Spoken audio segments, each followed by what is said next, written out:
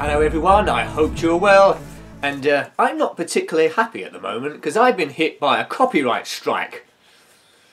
Well, that's not entirely true. I've been hit by an ID content matching claim, which is almost as bad.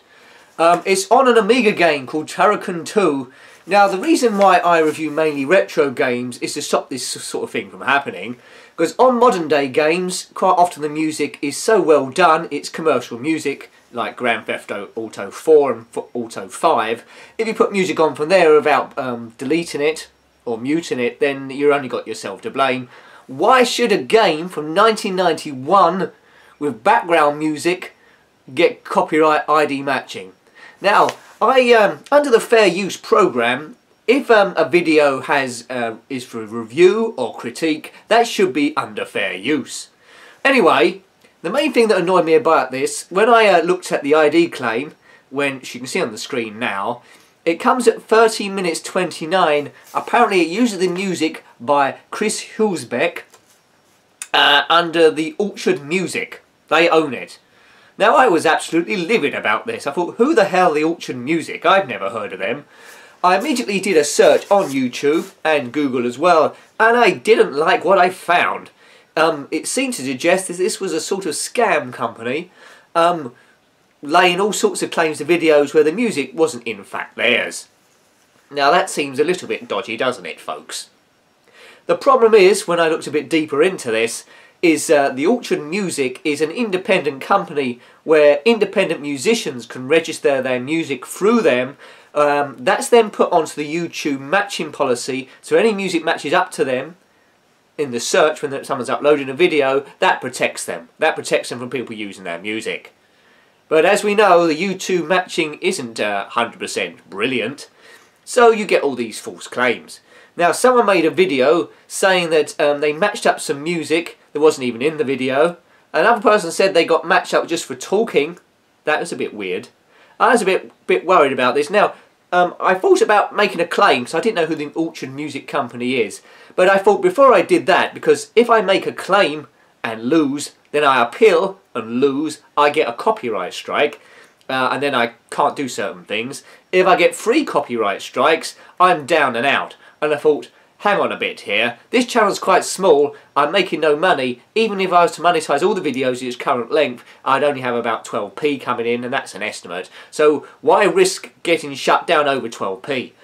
Well, it's the principle of the thing, I think. So I decided to try and track down the composer of the original music, Chris Hulsbeck, just to see if this was the case that he heard at Orchard Music. The writing didn't seem good with my previous research I'd done.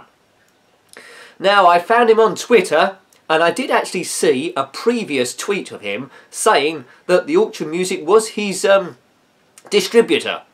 So that at least was true. Now I don't feel so bad now. At least this fraction of the music from that particular video, let's just say 1p, is going to him. Well done. I hope you enjoy that 1p. Now, should I dispute it? I don't think so. I mean, 1p, I'd settle out of court 1p, so I didn't have to close my channel down. So Amiga videos will still continue. I thought I might have to limit those for a bit if this sort of thing happens. It might happen every now and again, but most of the time individual artists of Amiga music haven't published their music and haven't claimed like this. This is exception to the rule. So will I be uploading Njenkin free? No. I don't really want to. If I can avoid these claims, I will do. Now at the beginning of these blogs, I do have Shadow the Beast music too at the start. Now maybe I should rethink that, because if the writer of that comes across, they could own all these silly blogs. The answer is to create your own music, which I believe I could do. Everyone is happy, having fun, fun, fun. Everyone is happy, everyone is fun. Everyone's happy, having fun, fun, fun. Everyone is happy, everything is fun. Then of course I'd have to worry about people nicking my music. I'd have to check it every day.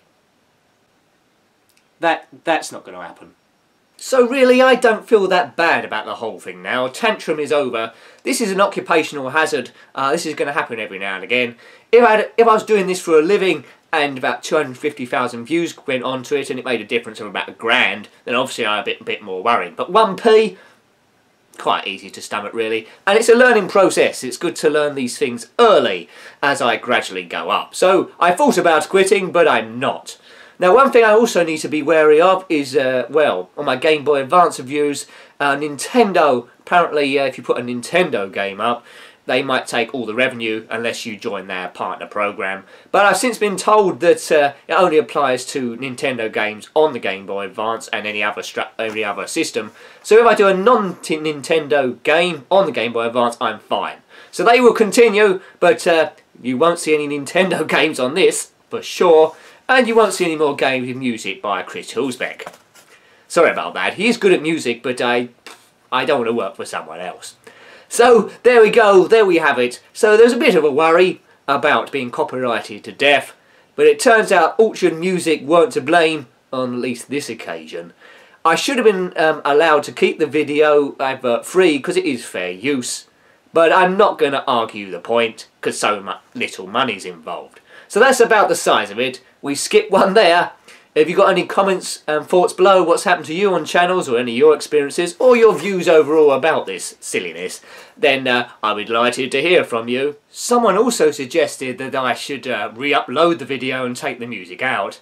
Now, it's only a fluke that this music got caught on 13 minutes 29 because music's playing throughout the whole video, composed by this aforementioned chap, talented individual. So even if I took that bit out, it might take it on another bit. And what is the point of uploading a retro game, trying to capture all the nostalgia, if there's no sound at all? It's a complete waste of time. Until next time then, goodbye. Goodbye.